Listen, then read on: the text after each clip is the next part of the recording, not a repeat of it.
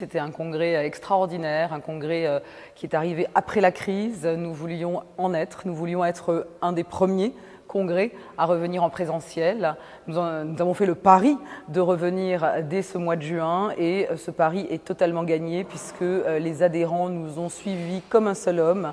La salle était comble depuis hier matin, donc une journée et demie de débat avec une salle comble, avec mesures barrières évidemment, énormément d'exposants, énormément de participation, des gens heureux de se retrouver, heureux de pouvoir partager ce moment de crise que nous avons tous vécu à distance les uns des autres. Et donc c'était vraiment une énergie et une émotion extraordinaire de se retrouver au Palais des Congrès sur ces 17 et 18 juin. Le CINERPA, pendant ces 2 jours, a pu évoquer des tas de sujets, des sujets évidemment liés à la crise, mais nous avons absolument voulu, et je l'ai retracé dans mon discours de politique générale, être très prospectif sur l'avenir. Bien sûr, nous avons besoin d'être entendus sur les traumatismes que nous avons vécus pendant la crise, mais nous avons besoin, pour en sortir, de voir plus loin. Nous avons un projet de loi en cours, Génération Solidaire, dont on nous parle beaucoup. Donc c'était l'occasion, ces 2 jours, de parler et de se projeter sur l'avenir.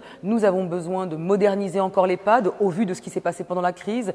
Nous avons surtout besoin de refondre l'aide à domicile à la personne fragile. Et c'est vraiment les demandes fortes que nous avons auprès des ministères actuellement. Donc énormément de projections vers l'avenir. Nous avons un livre blanc que nous portons depuis maintenant 2 ans sur Horizon 2030. Donc les directions d'établissement avaient vraiment besoin à la fois de penser leurs plaies, mais à la fois de se projeter vers l'avenir et voir plus loin.